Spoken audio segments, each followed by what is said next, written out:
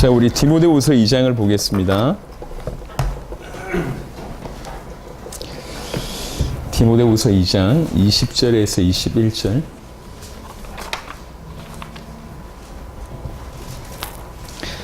디모데후서 2장 20절에서 21절. 큰 집에는 금그릇과 은그릇뿐 아니라 나무 그릇과 질그릇도 있어 귀하게 쓰는 것도 있고 천하게 쓰는 것도 있나니 그러므로 누구든지 이런 것에서 자기를 깨끗하게 하면 귀히 쓰는 그릇이 되어 거룩하고 주인의 쓰심에 합당하며 모든 선한 일에 준비함이 되리라. 아멘.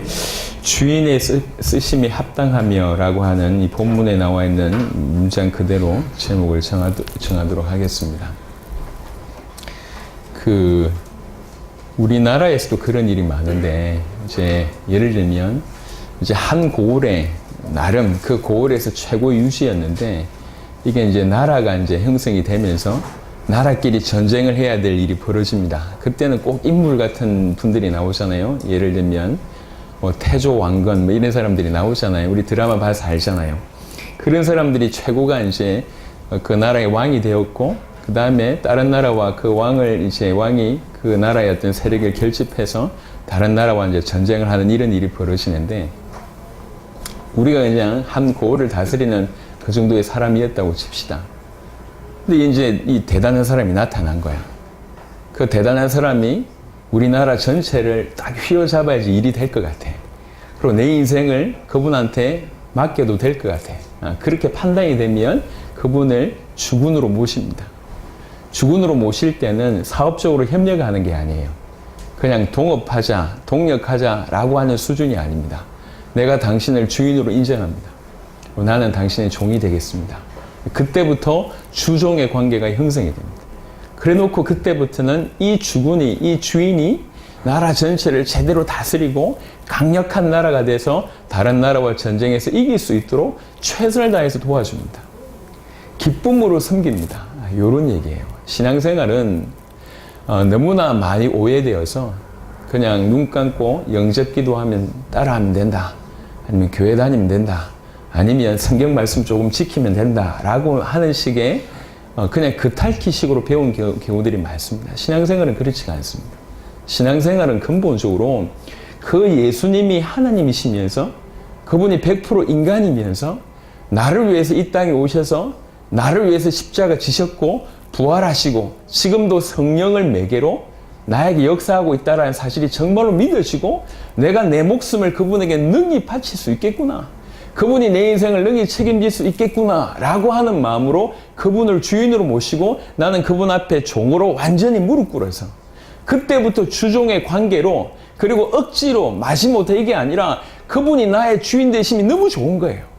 그분이 나의 주인 되심이 너무 기쁜 거예요. 그래서 기쁨으로 그 주인이 어떻게든지 그 주인을 돕고 섬기기 위해서 애달픈 마음으로 기쁜 마음으로 섬기면서 그분과 함께 걸음걸음 동행하는 것이 신앙생활입니다. 그러니까 신앙생활은 이론일 수가 없어요. 진짜 살아있는 자와 살아있는 채를 하는 자는 다릅니다. 우리는 이런 신앙생활을 해야 된다는 거죠. 그래서 얘기하는 겁니다. 정말로 신앙생활이라고 얘기할 때 항상 인정해야 될 게 뭐냐면 자기 주인을 인정하는 것이 따라갑니다. 말라기 1장을 한번 보겠습니다. 구약성경 맨 마지막에 있는 말라기 1장에 보시면 1장 6절 한 구절만 보겠습니다. 말라기 1장 6절입니다. 말라기 1장 6절에 내 이름을 멸시하는 제사장들아 나 만군의 여호와가 너희에게 이르기를 아들은 그 아버지를 종은 그 주인을 공경하나니 내가 아버지일진데 나를 공경함이 어디 있느냐 내가 주인일진데 나를 두려워함이 어디 있느냐 하나 너희는 멸하게 이르기를 우리가 어떻게 주의 이름을 멸시하였나이까 하는도다. 이렇게 얘기를 합니다. 그러면서 이제 제사장들이 들어온 떡을 드리며 병든 제물을 바치면서도 우리가 어떻게 주님을 멸시했습니까? 이렇게 얘기하는 거예요. 그래서 지금 하나님께서 누구를 책망하고 있냐면 그냥 일반 백성이 아니에요. 일반 백성을 하나님께로 나아가도록 도와주는 제사장. 선지자는 하나님을 대신해서 인간에게 얘기하는 직분이라면 제사장은 인간을 대표해서 하나님께 나아가는 직분입니다. 그래서 이 제사를 드려주면서 속죄를 하게 하고 하나님께 예배 드리게 하는 역할을 하는 중간 인물이 중보자의 어떤 역할이 제사장이에요. 인간을 대표해서 하나님께 나아가는 바로 그 제사장이 지금 제사장이라고 하면서 하나님께 예배드리고 백성들의 죄 문제를 해결해주는 그 제사장들이 뭘 하고 있냐면 하나님께 제사 지내면서도 전혀 하나님을 인정하지도 않고 두려워하지도 않고 올바른 제물 드리지도 않고 더러운 떡을 드리면서도 그렇게 행위를 하면서도 하는 말이 내가 언제 주님을 메시했습니까? 라고 얘기하는 거예요. 자, 이게 이스라엘 백성들의 모습이기도 하지만 오늘날 많은 신자들의 모습이기도 합니다. 왜 그러냐면 입으로는 숱하게 주인이라고 외칩니다. 주인, 주님, 구주, 메시아 이렇게 외칩니다. 근데 우리의 삶 속에 과연 그를 두려워함이 있냐? 과연 그를 공경함이 있냐? 정말로 나의 주인이 있다라고 하는 사실을 정말로 알고 있고 믿고 있고 더 나아가서 그분이 나의 주인 되심이 그냥 힘겨움이 아니고 부담스러움이 아니라 너무 즐거운 거예요. 저는 목회자의 삶을 살고 있는데 성도들이 목회자를 대할 때 두 가지인 것 같습니다. 마지못해 고개를 숙이고 뭐 어쩔 수 없이 메시지도 별로 은혜를 못 받는데 할 수 없이 이런 분이 있고 또 어떤 목회자는 너무 좋아해요. 성도들이. 그래서 이제 어떤 자매들은 우리 목사님 같은 분하고 결혼하고 싶다. 이래 나와야 되거든. 우리 성도들이 이렇게 나오고 있다는 게 참 고무적입니다. 이래 나와야지 저렇게 닮고 싶고 이런 얘기를 합니다. 감사하죠. 내 주인이라고 얘기할 때 우리 주인 뭐 비인격적이고 매너도 없고 이렇게 되면 이거는 사실은 마주치 못해 있는 겁니다. 그건 기본적으로 주종의 관계가 아니에요. 어쩔 수 없이 하는 거지. 하지만 신앙생활은 그렇지가 않습니다. 그분이 나의 주인이라고 할 때 이게 나에게 버거움이나 힘든 게 아니에요. 주인은 인생 전체를 책임지는 분입니다. 회사의 주인은 회사를 대표하고 회사의 모든 것을 책임지는 인물이 대표입니다. 우리의 주인이라는 얘기는 우리 인생을 책임지시는 분이라고 정의를 내릴 수가 있단 말이에요. 근데 그 주인이 누구냐? 그 주인이 우리 주 예수 그리스도라는 거죠.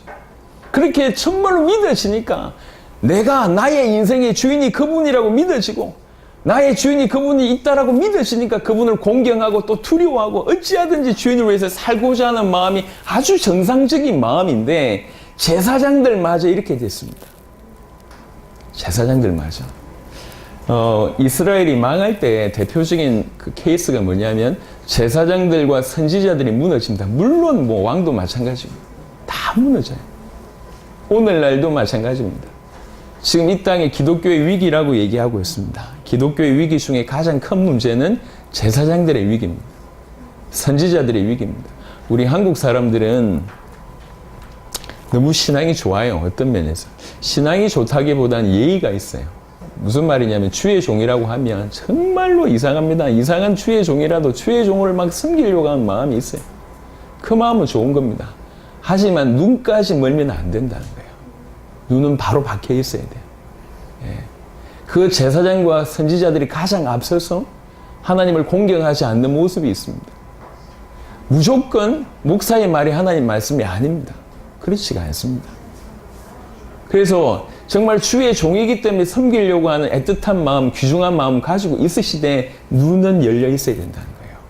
가장 먼저 앞서서 제사장과 선지자들이 이렇게 멸망 가운데 있습니다. 그리고 이들뿐만 아니라 한 구절 더 보도록 하겠습니다. 마태복음 6장을 보겠습니다. 우리 주님이 하신 말씀입니다. 마태복음 6장. 말은 주인이 있다, 주인을 섬긴다고 얘기하지만 실상은 말라기 1장 6절의 모습과 마태복음 6장의 모습입니다. 24절에 보면 마태복음 6장 24절에 한 사람이 두 주인을 섬기지 못할 것이니 혹 이를 미워하고 저를 사랑하거나 혹 이를 중히 여기고 저를 경히 여김이라. 너희가 하나님과 재물을 겸하여 섬기지 못하느니라 라고 얘기를 하고 있습니다. 하나님을 주인이라고 얘기하면서 사실은 물질을 섬기고 있는 사람을 얘기하는 겁니다. 주님은 주인이라고 불러놓고 사실은 그 주님을 주인으로 인정하지 않으면서 사실은 그 주인을 멸시하고 있거나 아니면 다른 주인을 섬기고 있는 모습들을 얘기하고 있습니다. 이게 오늘날 전 세계적인 문제인 것 같습니다. 많은 기독교인들이 하나님을 빙자해서 뭘 섬기려고 하고 있냐면 물질을 섬기고 있습니다. 하나님을 빙자해서 물질을 얻으려고 하고 있습니다. 그리고 물질을 얻어서 복 받는 것이 축복이라고 생각합니다. 하나님이 자기를 쓰시는 증거가 물질의 부요함이라고 얘기합니다. 물론 그런 사람도 있습니다. 하지만 그런 신앙은 올바르지가 않습니다. 정말로 하나님을 섬기는지 아니면 물질을 따라가는지 하나님이 알고 계세요. 이런 부분들을 우리가 먼저 한번 검증을 해볼, 점검을 해볼 필요가 정말로 있다. 저는 이 자리에 놓은 사람이 한 명도 예외 없이 진실로 하나님을 만나기를 원하고 한 명도 예외 없이 정말로 하나님과 함께 있는 그런 삶을 살게 되길 바랍니다. 계속 어둡고 계속 힘들고 계속 답답한 것이 복음으로만 정확한 빛으로만 해결됩니다. 그 빛의 그 찬란한 영광 앞에 갔을 때 인생이 바뀌게 됩니다. 그렇지 않고는 절대로 우리 사고 속에 우리의 경험이나 우리의 주장이나 우리의 생각이 우리 주인 노릇하거나 물질이 주인 노릇 다시 그분 앞에 종된 자세를 취하지 않습니다. 종이라고 얘기하는 것은 쉽게 얘기할 수 있습니다. 하지만 그 삶은 절대로 쉬운 삶이 아닙니다. 정말로 그분이 주인으로 인정되어질 때 무릎 꿇을 수가 있습니다. 정말로 주인으로 인정되어질 때 주인이 하는 말씀에 순종할 수 있습니다. 우리가 생각해 볼 때 너무나 상식적이고 또 가능할 만한 일을 말씀하실 때는 얼마든지 순종할 수 있습니다. 하지만 성경 자세하게 보세요. 성경 자세하게 보시면 항상 믿음을 언제 요구하냐면 도무지 말이 안 될 때, 불가능할 때, 뒤에서는 군대가 쫓아오고 앞에서는 홍해가 막혀 있을 때 믿으라고 합니다. 총 군대를 가지고 엄청난 군대를 가지고 방위하고 있는데 그냥 돌라고 얘기합니다. 여리고성은 있을 수 없는 얘기들을 계속 얘기해요. 풀뱀에 물려서 죽는데 약을 주든지 아니면 뭐 수술을 하든지 해야 될 건데 노뱀을 쳐다보래요. 그러면 산답니다. 있을 수 있는 얘기입니까? 모든 상황에 믿음을 요구할 때는 불가능하기 때문에 믿으라는 거예요. 하나님만 바라볼 수 있는 그 길밖에 없기 때문에 믿으라는 거예요. 우리에게 믿음은 상식선에서 통하기 때문에 나오는 얘기가 아니에요. 우리가 얼마든지 계산해서 통밥이 나오거나 이거 가능하겠다라고 하기 때문에 가는 게 믿음이 아닙니다. 통밥이 안 나와. 도무지 불가능해요. 말도 안 돼요. 상식적으로도 불가능한 일입니다. 그럴 때 하나님께서 하나님의 능력을 믿으라고 그때 얘기하시는 거예요. 지금도 마찬가지입니다. 우리는 우리의 삶에 주인이 계시다라고 인정될 때 비로소 종의 자세를 취할 수 있고 그 종일 때 주인이 시키면 무조건 이해하는 겁니다.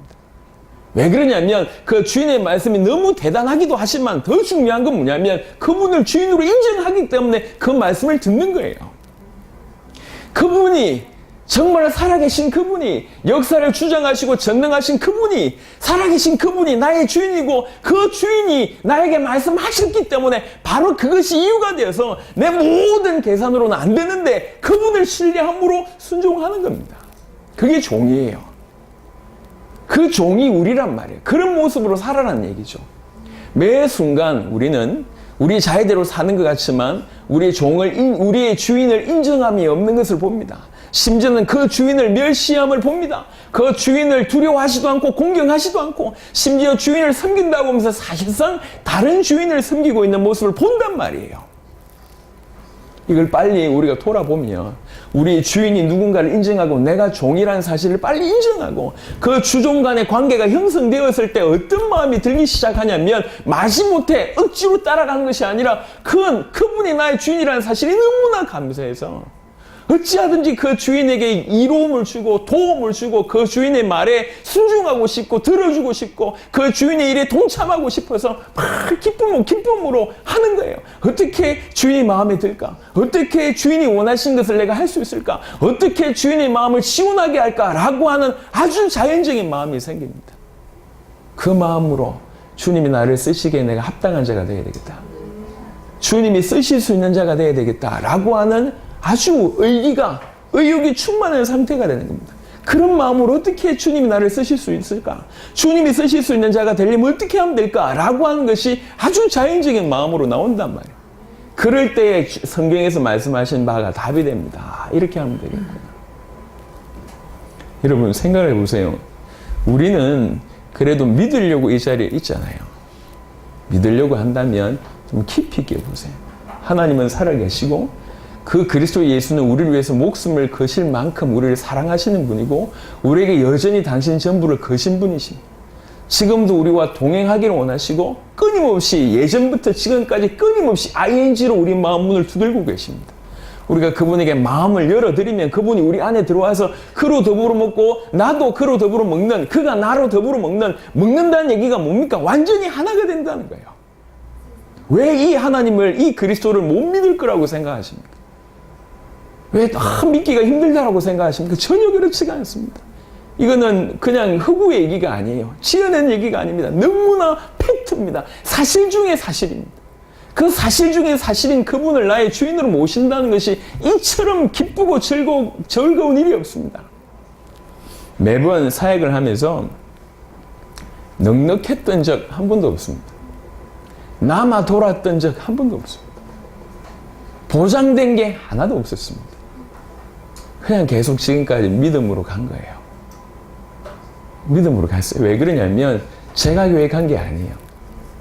우리 힘으로 할 수 없다는 걸 제가 일찍 파악했고 제 힘으로 못한다는 걸 빨리 파악했습니다. 그래서 매번 묻습니다. 이게 주의 일이냐? 주의 일이다. 오케이. 그럼 주님이 하시겠냐? 주님이 하신다. 오케이. 그래서 가는 거예요. 모든 순간에 불신앙으로 고개를 돌리면 불신앙할 게 엄청 많습니다. 저도 원래 한 불신앙 했던 인물이기 때문에 엄청 많습니다. 약한 사람은요, 문제가 오기 전에 걱정부터 합니다. 제가 그런 스타일이에요. 제가. 트리플 A형에다가 어릴 때부터 많은 어려움을 겪었기 때문에 두려움을 가지고 있습니다. 근본적으로. 약하기 때문에 더 고민을 많이 합니다. 약하기 때문에 더 머리를 잘 굴려요. 계산을 많이 합니다. 제가 그런 스타일입니다. 원래 제가 그랬다니까. 근데 계속 맨 앞에서 모세의 스타일이 중요한 게 아니에요. 모세가 맨 앞에서 하나님 행하신 역사를 봤어요. 그러니 그 길을 계속 가는 겁니다. 지금까지 그렇게 해왔습니다. 이게 주님이 하시는 일이냐? 주님이 하시겠냐? 주님이 기뻐하시는 일이냐? 그 질문만 던지면 됩니다. 맞다라고 확신이 들었기 때문에 절대로 물러서지 않고 타협하지 않고 계속 가는 겁니다. 끝까지 완주할 때까지 가는 겁니다. 왜 그러냐? 나의 주인이 그분이시고 그 주인이 기뻐하시는 일이시고 그 주인이 나를 통해서 나를 통해서 그 주인이 하시고자 원하시는 일이니까 얼마나 감사합니까? 지금 가는 거예요. 하나님이 약 40-50개국의 문을 열어주셨습니다. 놀랍습니다. 앞으로 수백 개 나라의 모든 문들과 족속과 민족까지 구체적으로 하나님께서 문을 열어주실 겁니다. 이럴 때 다시 우리에게 하나님께서 말씀을 주시는 겁니다. 정말 주인을 섬기고 있냐? 너의 주인이 있다고 생각하냐? 과연 그분이 너의 주인이 맞냐? 정말로 그렇다라고 우리가 예스라고 답을 하게 되면, 예스라고 믿어지게 되면 이 정말로 기쁨으로 그분이 나의 주인이야. 그분이 나의 주인이라면 그 주인을 위해서 정말로 기쁨으로 쓰는 거예요. 정말 기쁨으로 감당을 하는 겁니다. 어떻게 주님이 나를 쓰실 수 있도록 내가 준비할 수 있을까? 당연한 고민이 되고 그게 기쁜 즐거움이 되는 겁니다. 오늘 그런 부분에 굉장히 중요한 힌트를 주십니다. 20절을 보니까 큰 집에는, 이게 하나님의 교회라고 생각하면 됩니다. 큰 집에는 그릇들이 몇 가지가 있는데 금그릇이 있고 은그릇이 있고 나무그릇이 있고 질그릇도 있다고 얘기합니다. 요 그릇들이 좋은 재료로, 금그릇이 귀한 것이 아니고 은그릇이 귀한 것이 아닙니다. 이건 일단 이런 그릇들이 있는데 그 중에도 귀하게 쓰는 것이 있고 천하게 쓰는 것이 있다고 얘기합니다. 자, 이 그릇들은 기본적으로 이제 뭐 좋은 재료, 그러니까 우리말로 얘기하면 하나님께 뭔가를 많이 받은 사람, 재능을 많이 받은 사람들은 금그릇과 은그릇일 수 있고, 또 그렇지 못한 사람은 나무그릇과 질그릇일 수 있습니다.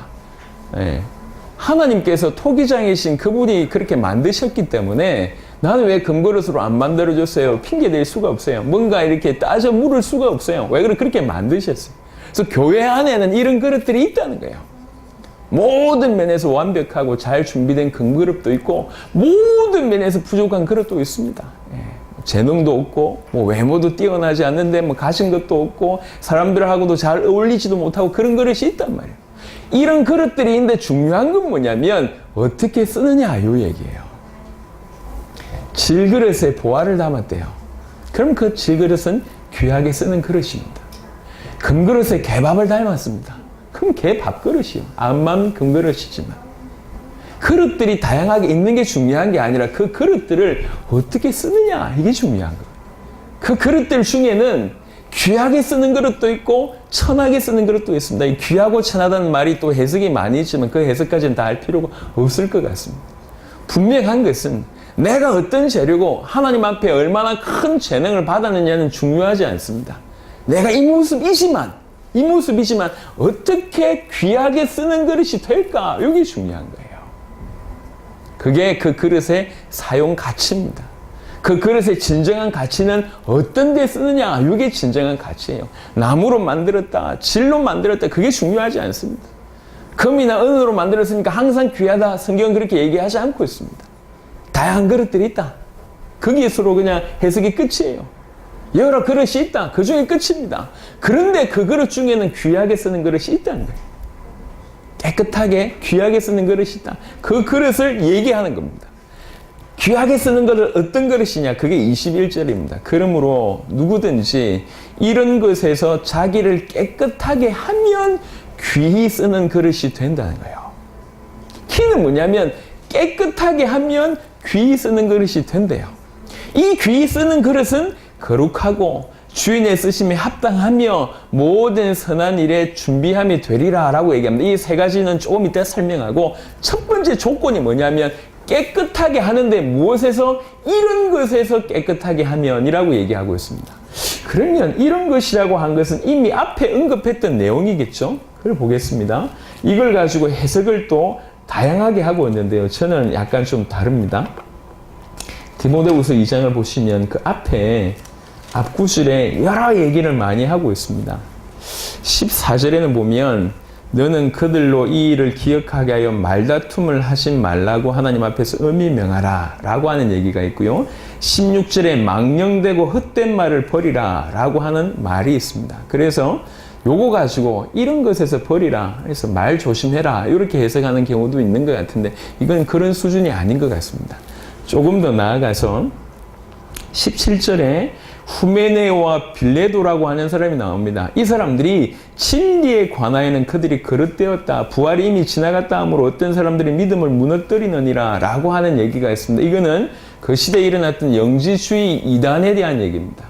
그래서 복음 아닌 다른 것들을 말함으로 교회 전체를 분위기를 흐리고 있는데 이런 것에서 깨끗해져라. 그러니까 이단의 경고나 복음 아닌 것들이 휩쓸려가지 마라 라고 하는 해석이 있습니다. 이 해석도 굉장히 긍정적입니다.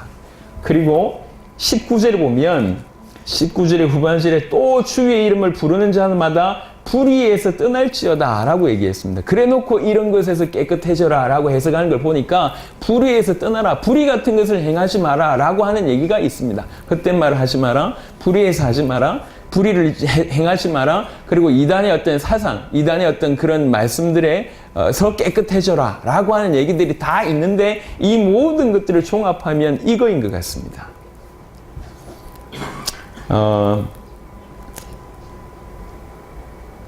16절부터 보면 16절에 보면 망령되고 헛된 말을 버리라 그래 놓고 그들은 경건하지 아니함에 점점 나아가나니 라고 얘기를 하고 있습니다. 이 모든 것들이 말을 함부로 하고 후한된 것들을 하고 불의를 하고 그 다음에 이단 가운데 빠지는 것들이 다른 게 아니라 하나님과의 관계, 정확하게 하나님을 섬김, 또 하나님을 높임, 하나님 앞에서 자기의 올바른 자세라고 표현할 수 있는 경건이라는 것하고 상관없기 때문에 이런 모습을 가지고 있는 겁니다. 그래서 이런 것에서 떠나라라고 얘기하는 것이 다른 것이 아니라 올바른 복음으로 하나님과의 관계, 이것을 어긋나게 하는 그 모든 것에서 떠나라. 다른 말로 정말로 순수하게 복음 앞에 서라라고 볼 수가 있습니다. 힌트를 몇 구절을 한번 보겠습니다. 이런 해석을 뒷받침할 수 있는 구절들을 좀 보여드리도록 하겠습니다. 성경에 베드로전서 1장 한번 보겠습니다. 두 구절을 찾을 건데요. 베드로전서 1장 22절입니다. 이런 것에서 깨끗해진다라고 하는 그 표현이 다른 얘기입니다. 베드로전서 1장 22절에 보니까 너희가 진리를 순종함으로 너희 영혼을 깨끗하게 하여 거짓이 없이 형제를 사랑하기에 이르렀으니 마음으로 뜨겁게 사랑하라 라고 얘기합니다. 어떻게 깨끗해질 수 있냐? 진리를 순종함으로 깨끗해질 수 있다고 얘기합니다. 그러면 이 본문으로 거꾸로 아까 디모데후서 얘기를 해보면 진리에 순종하지 않기 때문에 깨끗하지 못한 겁니다. 다른 말로 경건하지 않기 때문에 이런 일이 벌어지는 겁니다. 그래서 이런 것에서 떠나라고 하는 것을 달리 얘기하자면 진리를 순종해라. 그래야지 너희 자신이 깨끗해질 수 있다. 이렇게 라고 볼 수가 있습니다. 고린도후서 7장도 한번 보겠습니다. 고린도후서 7장 1절입니다. 고린도후서 7장 1절을 보겠습니다. 그런즉 사랑하는 자들아 이 약속을 가진 우리는 하나님을 두려워하는 가운데서 거룩함을 온전히 이루어 육과 영의 온갖 더러운 것에서 자신을 깨끗하게 하자.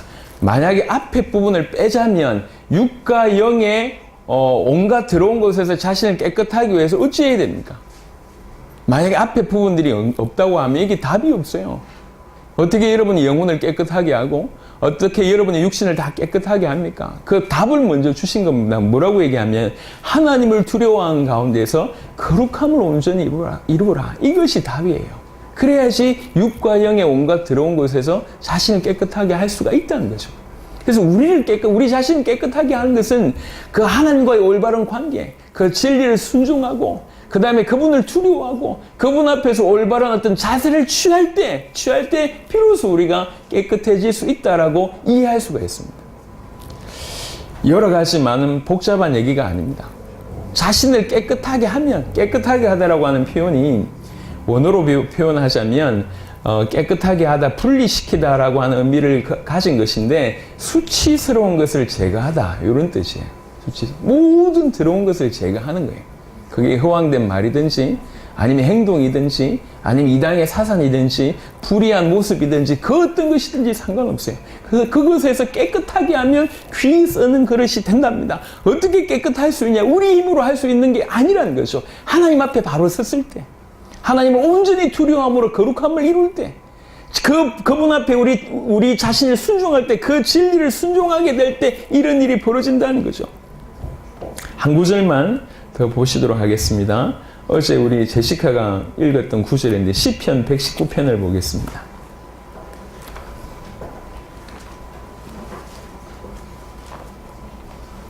시편 119편 9절입니다. 시편 119편 9절에 청년이 무엇으로 그의 행실을 깨끗하게 하리까? 주의 말씀만 지킬 따름이니이다. 아멘. 주의 말씀을 지킬 때, 그것을 따를 때 깨끗해질 수 있다라고 성경은 다양한 각도에서 지금 얘기하고 있습니다. 자, 다시 한번 얘기를 해보겠습니다. 우리가 우리 주 예수를, 그 그리스도이신 예수를 내 인생 전체를 드려도 아낌이 없고 그분은 능히 우리 인생의 모든 문제를 해결하실 뿐만 아니라 전 인류를 사랑하시고 건지시는 분이고 나를 부르시는 분이구나, 나를 필요로 하시고 나를 그만큼 사랑하시는 분이구나라고 믿어져서 그분을 내가 모시는 겁니다. 그냥 내가 식당 하는데 손님으로 모시는 것이 아니라 내 인생 전체를 그분에게 맡기면서 나는 그분의 종으로 탁 내린 무릎 꿇는 그것으로 모시는 것, 그게 영접이라고 하는 단어입니다. 취해서 붙든다, 람바노라고 하는 뜻이 이런 얘기예요. 그냥 마음을 열고 주님 들어오세요 이 정도 수준이 아닙니다. 입술 몇 마디 따라하는 수준이 아니고 정말 그분을 나의 주인으로 모시고 나는 그분 앞에 거룩한 무릎을 꿇어서 이제부터 당신은 내 모든 것의 주인입니다 라고 모시는 것이 구원이고 그게 영접이고 그 영접으로 구원이 이루어진다는 거죠. 그러면 이제 그것은 그때부터 진정한 믿음이 시작되는데 믿음은 한 행위가 아닙니다. 단발적인 게 아니에요. 믿음을 다른 말로 얘기하면 지속적으로 계속해서 그분에게 순종하는 모습이 믿음이에요. 나의 주인으로 믿는다고 하는 것은 그분을 지속적으로 나의 주인으로 인정하고 그 주인에게 순종하는 것이 믿음입니다. 그렇게 나의 주인으로 모시는 거예요. 근데 그분이 나의 주인이 되었다고 너무 믿어지면, 이게 너무 가슴에 다가오면, 많은 사람들이 왜 그렇게 아둥바둥 삽니까? 자기 주인이 없거나 아니면 자기 주인이 달라서 그래요. 자기가 자기 인생을 살아야 된다고 하니까 돈 몇 푼에 벌벌 뜨는 인생이 돼버렸고 시대 흐름과 시대 조류에 벌벌 뜹니다. 예, 정권이 어떻게 됐다, 뭐가 어떻게 됐다, 돈이 어떻게 됐다, 아이들 교육을 어떻게 해야 된다, 오만 얘기를 세상의 조류를 이길 힘이 없어요. 그냥 따라가는 거예요. 예. 왜 그렇습니까? 자기가 자기 인생 책임져야 되니까. 그건 믿는 게 아니에요. 그 자기 인생에 조금 도움 주실 뿐으로 도깨비 방망이로 예수님을 믿는다는 건 믿음이 아닙니다. 그 믿음이 아니에요. 그 주님을 나의 주인으로 인정하고 내 모든 인생을 그분이 책임질 수 있다고 맡겨드리는 겁니다. 이런 사람은 절대로 흔들리지 않습니다. 세파에 흔들린 성경은 그렇게 얘기합니다. 너희로 하여금 요동하지 않게끔 하신다고 얘기했습니다. 온전히 그분이 믿으십니다. 그러면 그분이 믿으시면 그분이 나의 주인이라고 너무 믿으시기 때문에 당연히 내가 그분을 위해서 주님이 나를 위해서 이렇게 하셨는데 내 빚진 인생, 내가 그분에게 인생을 빚졌는데 인생 전체를 돈 몇 푼이 아니라 인생 전체를 빚졌는데 내가 그분에게 어떻게 갚고 내가 어떻게 하면 그분에게 쓰임받을 수 있을까? 이게 너무 감사함으로 즐거움으로 되는 겁니다. 그 중에 하나가 뭐냐면 어떻게 주님이 나를 쓰실 수 있도록 내가 준비할까? 또 그 얘기를 하고 있는 겁니다. 내가 정말로 그렇게 귀히 쓰는 그릇이 되고 싶냐? 비록 질그릇이지만 저는 그 네 가지 그릇 중에 굳이 비유하자면 질그릇 같습니다. 여러 면으로. 조건이라고 얘기할 때도 여러 면으로. 예, 저는 어릴 때 자부심, 자존감 이런 거 없었습니다. 있을 게 없어, 자존감. 뭐 있어야지 자존감이 있지. 예, 집안도 그렇고 가지고 있는 물질도 없었고 능력도 없었고 힘도 없었고 공부도 별로 못했어요. 뭐 없어. 공 갖고 노는 거 조금 좋아했습니다. 그거 말고는 뭐가 없어요. 아무것도 없어. 아무것도. 앞만 봐도 없어요. 객관적으로 지금도 마찬가지입니다. 지금. 그릇으로 얘기하자면 뭘로 만들었냐, 네가 어느 만큼 하나님께 받았냐고 얘기하면 저는 딱 수준이 질그릇 수준. 이건 겸손의 표현이 아닙니다. 겸손으로 들릴지 모르겠지만 겸손의 표현이 아니고 실제로 그래요. 근데 비록 내가 질그릇이지만 어떻게 쓰임받을 수 있을까를 고민해서 내가 내 자신을 깨끗하게 할 때 주님은 나를 귀하게 쓰신다는 거거든. 그렇구나. 그러니까 내가 질그릇이기 때문에 원망하지 말고 내가 이거밖에 없구나 라고 하는 것 때문에 탓하지 말고, 예. 왜 나는 금그릇으로 안 만들어졌어요 라고 원망하지 말고 핑계대지 말고 내 비록 질그릇이지만 주님이 귀하게 쓰실 수 있도록 깨끗하게 하자는 거예요. 질그릇인데 주님이 나의 주인이 되신 것만 해도 얼마나 감사합니다. 그냥 깨져서 던져져서 깨져서 저 길바닥에 나앉을 수밖에 없는 그런 인생인데 그 질그릇을 선택하신 게 얼마나 감사하냐입니다. 그분이 나의 주인이 되셨구나. 양심적으로 그분을 위해서 내가 어떻게 살면 될까? 어떻게 주를 위해서 살지? 주님이 어떻게 나를 위해서 쓰실 수 있도록 하지? 그 조건이 하나밖에 없어요. 깨끗하게 하라는 거예요. 깨끗하게 하면 귀하게 쓰임받는 그릇이 된다면 어떻게 깨끗할까요? 내가 육신의 습관 하나도 바꿀 수 없는데 오른손잡이가 왼손잡이 되는 것도 힘든데, 예. 습관 하나도 바꿀 수 없는 내가 어떻게 내 자신을 깨끗하게 합니까? 치독스럽게 술, 담배가 안 끊어지고 치독스럽게 습관적인 죄악이 해결이 되지 않고 중간중간에 욱하는 성격, 내 이름을 욱으로 지어가지고 계속 욱이 나와요. 운전할 때마다 계속 나온다니까 욱이. 한번 나오면요 이렇게 이상한 어떤 운전을 딱 하면 딱 기분이 나쁘잖아요. 그게 이제 계속 이렇게 스토리를 꾸밉니다. 내가 저걸 중간에 세워가지고 어떻게 좀 해볼까? 뭐 이렇게 지 혼자 이미 그 사람 갔는데 혼자서 막 약한 사람 제가 그렇습니다. 틀어내버려야 되는데 그게 아니야. 앙금이 안 가셔져요. 우리는 쭉 올라오면 내려갈 때 한참 걸립니다. 이렇게. 그래서 이제 제하고 오랫동안 같이 살았던 와이프가 알아요. 제가 올라올 때는 스스로 딱 거기서 멈춰줍니다. 안 그러면 제가 폭발하거든. 욱이에요, 욱. 계속 우리 성격 하나, 습관 하나 못 바꾼 인생이 어떻게 우리의 영을 깨끗하게 하냔 말이요. 우리 삶을 어떻게 깨끗하게 합니까? 주께서 얘기하십니다. 깨끗하게 하는 방법이 하나 있다는 거예요. 하나님을 두려워해라. 하나님을 두려워해라. 그 하나님 두려움 앞에서 거룩함을 이룰 수 있도록 노력해라. 그리고 정말로 그 진리를 순종해라. 하나님 말씀하실 때 무조건 이해해봐라. 순종해봐라. 그러면 그것이 너의 영혼을 깨끗하게 한다. 청년이 어떻게 무슨 능력으로 깨끗할 수 있냐 말이요. 그 정욕에 불타는 청년들이 주의 말씀 지킬 때, 주의 말씀 따라갈 때 깨끗해진다고 성경은 얘기하고 있습니다. 길이 있구나. 길이 있대요. 깨끗해져서 주님 앞에 귀하게 쓰임받을 길이 있다고 하잖아요. 그러면 아마 얼마나 감사한 일입니까? 길이 없어서 그렇게 방황하는데 그렇게 되면, 그렇게 깨끗해지면 귀하게 쓰임받을 뿐만 아니라 세 가지 모습이 나오는 거예요. 이거는 각각 다르기도 하지만 다 연결되어 있습니다. 어떻게 세 모습으로 나오냐? 거룩해지고, 그 다음에 주인의 쓰심에 합당하고, 모든 선한 일에 준비함이 된다고 얘기합니다. 다른 모습입니다. 하지만 다 연결되어 있습니다. 거룩해질 때 주인의 쓰심이 합당하고 있고, 할 수 있고, 모든 선한 일에 준비해질 때 주인의 쓰심이 합당. 선한 일을 할 수 있도록 준비가 되어지니까 주께서 쓰실 수 있다는 얘기죠. 그리고 이게 주인의 쓰심이 합당하며라고 얘기할 때 합당함이라고 하는 이 단어가 유크레스토스라고 하는 단어인데, 원문으로 뜻하자면, 합당함이 원문의 의미로 얘기하자면 주인의 필요를 채울 수 있다라고 하는 뜻입니다. 주인이 원하신 그 필요를 채울 수 있는 것이 합당하다는 거예요. 주인이 원하실 때 그 필요를 채워주는 거예요. 그게 주인의 쓰심이 합당한 자의 모습입니다. 주님 이것이 필요해. 아 그렇습니까? 하는 거예요. 잠언서 말씀 보겠습니다. 잠언서 25장.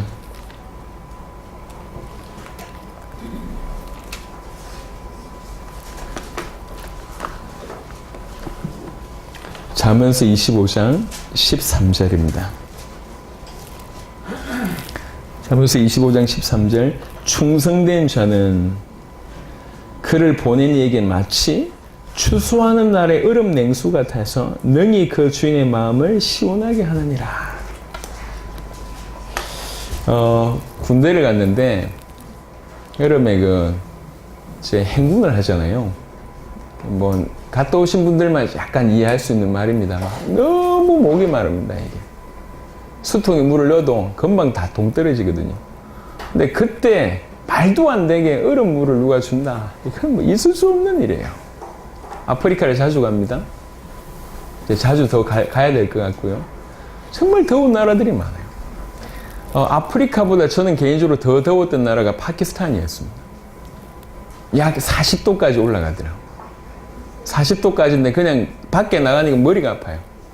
그래서 제가 파키스탄에서 메시지 하는 영상을 보시면 목에 손수건을 두르고 있습니다. 그 손수건 안에 얼음을 넣었어요. 얼음을 넣어서 이렇게 돌려서 그러니까 목 뒤에 얼음이 있는 거예요. 그렇게 물이 계속 떨어지고 옷이 젖는데도 옷 젖는 게 필요한 게 아니라 이 얼음, 이거 없으면 죽을 것 같아. 메시지는 해야 되고. 파키스탄에 에어컨 이런 개념이 없어요. 그냥 선풍기가 돌아갑니다. 여러분 더운 날에 더운 선풍기 혹시 맞아보셨습니까? 이게 시원한 게 아니고 그냥 더워요. 안 돌아도 덥고 돌아도 더워. 그런 중요한 메시지를 이렇게 제가 했습니다. 그러니까 더울 때 얼음이라고 하는 그것은 제가 좀 이해를 하죠. 충성된 자가, 주인에게 충성된 자가 마치 그와 같대요. 추수 때 얼음 냉수같이 그렇게 주인의 마음을 시원케 하는 자가 충성된 자랍니다. 저는 다른 욕심은 별로 없습니다. 어릴 때 뭔가 일찍 포기하는 습관을 들여서 다른 욕심은 별로 없어요. 있으면 좋지. 없어서 너무 애달거나 이런 게 없어요. 좋은 차, 좋은 집, 아니면 좋은 것들, 남들이 그거 없으면 미칠 것 같은 거 있으면 좋겠죠. 하지만 욕심나지 않습니다. 꼭 있어야 돼. 그거 없으면 죽을 것 같아. 이런 거 없어요. 별로 욕심나지 않아요. 근데 어떤 부분이 욕심나냐면 이런 거 읽을 때는 욕심이 나요. 내가 주님 앞에는 이렇게 인정받는 자가 되고 싶다. 정말 주님 앞에는 충성된 자가 되고 싶다. 그분이 어떤 분인지 알면 할수록 알아지니까 점점 알아지니까 그런 자로 살고 싶다. 주님의 다시 오심을 내가 준비할 수 있다. 얼마나 특권입니까? 주님의 다시 오심을 준비하는데 세계복음을 이루는데 가장 주역으로 반드시 쓰임받고 싶어요. 저는요. 그래서 저는 중간에 열심히 달려가다가 탈락하는 사람 안 되고 싶습니다. 끝까지 완주하고 싶습니다. 그리고 계속 속도를 더 높이고 싶은 열정이 있습니다. 그래서 끝까지 가고 싶어요. 그 마음이 저 밑에부터 있습니다. 왜 그러냐? 그 내가 섬기는 내 인생을 받아주신 그분이 누구인지 계속 발견이 되니까 더 그런 욕심이 생깁니다. 안 그렇겠습니까? 당연히 진실로 좋은 것이 보여지고 저것이 내 인생을 충분히 유익하게 될 수 있겠다고 판단되면 그냥 막 다 끌어붙여가지고 투자하잖아요. 하물며 육신도 그럴 텐데 그 하나님이 발견되면 발견될수록 그럴 수밖에 없습니다. 여러분, 왜 하나님을 그렇게 이론적으로 믿으십니까? 왜 성경에 여전히 이 성경 속에만 머물러 있는 하나님으로 생각하시냐? 천지를 보면서 모르겠습니까? 하나님이 천지를 창조하셨다는 것이. 인생을 보면서 모르겠습니까? 인생에 답이 없다는 것이. 왜 예수님께서 이 땅에 오셨는지 그 이유를 모르겠습니까? 그분 아니면 안 되기 때문에 우리는 그걸 알고 있습니다. 그리고 그분이 나를 위해서 죽으시고 부활하셨다고 믿는다고 얘기하는 것이 이게 이론일 수 없습니다. 신앙생활은 이론일 수 없어요. 복 받으려고 예수 믿을 수가 없습니다. 예수님이 누군지 안다면. 내 문제 해결을 위해서 겨우 질질 짜다가 문제 해결 받으면 화장실 나올 때 마음처럼 마음이 돌아서는 건 있을 수가 없습니다. 정말로 예수님이 누군지를 정말로 깨달으신다면 우리는 예수님을 정확하게 알아야 돼요. 우리 그리스도 대신 내 인생을 받아주신 내 인생의 모든 문제를 해결하신 그분이 누군지 정확하게 안다면 그분이 나의 주인이라는 사실을 정말로 믿으신다면 어떻게 그 주인에게 쓰임받을 수 있을까? 거룩한 고민을 하게 되어 있습니다. 기왕이면 여기 있는 모든 영혼들이 한 명도 예 없이 정말로 귀하게 쓰임받는 그릇이었으면 좋겠습니다. 방법이 하나 있습니다. 주님이 귀하게 쓰는 그릇, 주님의 쓰심이 합당한 그릇은 방법이 하나 있습니다. 뭐 하면 되냐? 깨끗해지면 된대요. 깨끗해지면. 한 구절만 읽고 마무리하겠습니다. 요한복음 15장.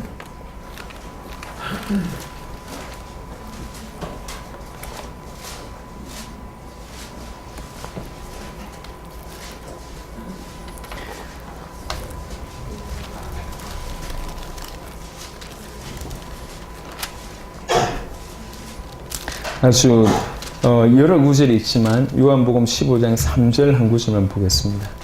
3절 보시면 너희는 내가 일러준 말로 이미 깨끗하여졌으니 라고 하는 구절이 있습니다. 그리고 이 구절이 또 어디와 연결되냐면 예수님의 세족식과 연결됩니다. 그래서 베드로에게 너는 이미 깨끗하여졌다. 하지만 네가 발을 땅에 담고 있으니까 발은 씻을 필요가 있다. 그래서 이제 세족식을 합니다. 예수를 그리스도로 믿을 때 이미 우리는 깨끗해졌습니다. 하지만 이 땅에 우리가 발을 딛고 있다고 말이에요. 그래서 우리가 더 깨끗해져야 될 이유는 바로 이런 우리 발을 씻는 것과 같이 발을 씻는 것 더욱더 하나님 앞에 온전하게 더 서려고 하는 바로 그런 자였습니다. 말씀을 마무리하도록 하겠습니다. 저와 여러분들에게 주인이 계십니다. 우리 주인이 계시다는 말은 우리에게 부담스러운 말이 아닙니다. 그처럼 기쁜 말이 없어요. 우리가 우리 인생 책임지려고 발부둥 치고 있을 때 고아처럼 죽기 살기로 내가 내 세상과 맞짱 떠서 내가 이겨야 돼 라고 그렇게 처절하게 말도 안 되는 싸움을 하고 있을 때 당신의 죽으심과 당신의 부활하신 능력으로 당신이 우리의 그리스도가 되셔서 우리 인생을 받아주시고 그분이 우리 인생에 개입되셨습니다. 그분이 우리 인생의 주인으로 오신 거예요. 모든 면에서 모든 것을 가지고 계신 그분이 우리 인생을 장악해버렸습니다. 내가 주인이 있구나 라고 하는 부분이 그 주인이 누군지 인정이 된다고 하면 나 같은 인생을 받아주신 그분께 감사하면서 우리 한국 영화 제가 별로 은혜 받아본 적이 별로 없는데 은혜 받은 한국 영화가 하나 있어요. 조폭 영화입니다. 조폭 영화인데 제가 은혜를 받았어요. 박신양이라고 하는 배우가 하는 주연이었습니다. 깡패인데 그 밑에 있는 이 분이 어려움 당할 때 구해준 거예요. 원래 형으로 모시고 있었던 분인데 구해줬어요. 그러니까 이 형이 자기 목숨을 구해준 박신양을 두목으로 섬깁니다. 이래가지고 어느 정도 섬기냐면 박신양이가 그 형 집에 놀러 가는데 아이가 이제 이렇게 있는 거예요. 이제 학교를 가야 되는데 이 박신양이가 아이 참 이쁘다고 얘기하니까 이 와이프 보고 하는 말, 아이 학교 보내지 마. 우리 두목이 이뻐하시니까 이러면서 학교에 안 보내게 만들어. 뭐 그래요. 그러니까 아, 형님 왜 이러십니까? 아니 뭐 보내지 마. 뭐 이렇게 얘기하는 거예요. 제가 야, 그러니까 그렇게 막 섬기는 거예요. 뭐 이렇게 음식 맛있다 그러니까 문 닫아라 이래가지고 막 식당 닫고 뭐 이래요. 그런데 결정적인 순간 이 박신양이가 사람을 죽입니다. 사람을 죽이는 모습을 이 사람이 본 거예요. 그때 박신양 보고 도망치라고 합니다. 그때는 예전처럼 내가 형으로 얘기하는데 도망쳐. 이래가지고 얘를 보내놓고 자기가 이제 감옥에 갇혀 들어가는 거예요. 이게 이제 영화 제목이 뭐 약속인가 정확하게 잘 모르겠는데 그 영화가 이제 생각이 났어요. 그 두목을 섬겼던 이 종의 모습이 은혜가 되는 거예요. 그렇지 이거지. 주인으로 섬긴다고 하는 것이 막연하게 주인 이게 아니에요. 사실이잖아요. 사실 자기를 위해서 자기 목숨을 구해주는 사람, 그걸 위해서 자기 인생을 들여서 섬기는 거예요. 그래서 가장 결정적인 위기가 왔을 때 자기가 대신 죽는 거예요. 이게 주인을 섬기는 종의, 주인을 인정하는 종의 모습 아니겠는가. 우리가 인생을 살아가면서 저는 개인적으로 너무 안타까운 게 사단이 전 세계에서 믿음이라고 하는 모습을 이상하게 만들어놨어요. 워낙 죄송합니다만 잘 못 믿는 모습인데 그것이 정상인 양 만들어놨어요. 이게 믿는 것이다 라고 말. 그래서 조금 열심히 믿으면 그걸 광신이라고 합니다. 광신. 여러분 제가 다시 정정합니다. 믿는 것은 광신입니다. 정말 믿으면 미치지 않으면 믿을 수가 없습니다. 그리고 정말 믿었다고 얘기할 때 그 사람의 모습은 미친 자처럼 보여질 수밖에 없어요. 안 보이는 걸 믿으니까. 주님이 나에게 말씀하신 걸 순종하니까. 불신자들이 볼 때 또 그냥 종교인들이 볼 땐 도무지 답이 안 나온 모습을 하거든. 생각을 보세요. 우리 살아있을 때 세계복음을 완성하겠다고 뛰고 있습니다. 우리 다 미쳤어요. 제가 미친 놈이고 우리 교회가 미친 교회입니다. 아무도 하지 않고 있는 일을 하고 있습니다. 근데 이게 저는 정상이라고 생각합니다. 초대교회 보세요. 우리 지금 기준으로 봤을 때 안 미친 사람이 한 명이라도 있습니까? 초대교회 성도들의 모습이 지금 기준으로 볼 때 안 미친 사람이 한 사람도 있냐고요. 자기 모든 물질을 내놓고 핍박받으면 포기할 줄 알아야지. 핍박받았는데도 피해가면서 복음을 전했습니다. 안 미쳤냔 말이에요. 그게 정상입니다. 어떻게 예수를 믿는데 안 미칠 수 있습니까? 주님이 나를 위해서 죽으셨다고 믿으시는데 내가 주를 위해서 목숨을 안 드릴 수 있냔 말이에요. 없습니다. 그렇게 믿어지면 목숨 드리는 게 정상이에요. 그게 믿음이에요. 믿음. 우리는 그렇게 믿기로 했고 그런 믿음 가지고 살고 있습니다. 말씀하십니다. 내가 너를 귀하게 쓰고 싶다. 정말 귀하게 쓰고 싶다. 내가 쓰고 싶은 합당한 그릇이 너희가 되기를 원한다. 어찌하면 되냐? 깨끗해져라. 깨끗해라. 하나님의 말씀으로 깨끗해져라. 진리의 순종함으로 깨끗해져라. 하나님을 두려워하고 그 앞에 거룩해져라. 그래서 내가 더 모든 선한 일에 쓰는 그런 귀하게 쓰는 그릇이 내가 되게 하고 싶다. 이렇게 말씀하시는 거예요. 예수님이 그리스도십니다. 우리 인생 모든 문제를 해결하신 그리스도십니다. 그 그리스도 예수께서 전 세계를 살기를 원하시는데 먼저 우리를 부르셨어요. 우리를 깨끗하게 만들어서 더 귀하게 더 크게 모든 선한 일에 사용하고자 하십니다. 오늘 주의 음성을 들으시길 바랍니다. 그래서 깨끗해져서 정말 귀하게 쓰임받는 귀중한 주의 백성들, 특별히 우리 부산교회 식구들이 되시길 바랍니다. 살아계신 주님 감사합니다. 우리가 다 하나님 앞에 있습니다. 이 복음을 받은 자로 또 예수가 그리스도심에 우리가 우리의 주인이라고 하는 사실을 믿는 자로 이 자리에 서 있습니다. 정말 우리를 귀하게 쓰시고자 주님의 쓰심에 합당한 자로 깨끗해져라고 말씀하신 그 말씀 이제 받았습니다. 주님 이 말씀 그대로 순종할 수 있도록 이 말씀 그대로 믿을 수 있도록 이 말씀 그대로 우리 삶 가운데 성취될 수 있도록 하나님 은혜를 베풀어 주시옵소서. 모든 어두움이 모든 불신앙이 모든 못 믿을 것들이 모든 저주와 재앙과 옛 모든 경험들이 하나님 앞에 서지 못하게 만든 그 모든 요소들이 그리스도 예수 이름 앞에 완전 무너지도록 하나님 역사하여 주시옵소서. 주님이 모든 영광을 받으시기로 원하고 우리 주 예수 그리스도의 이름으로 기도드렸습니다. 아멘.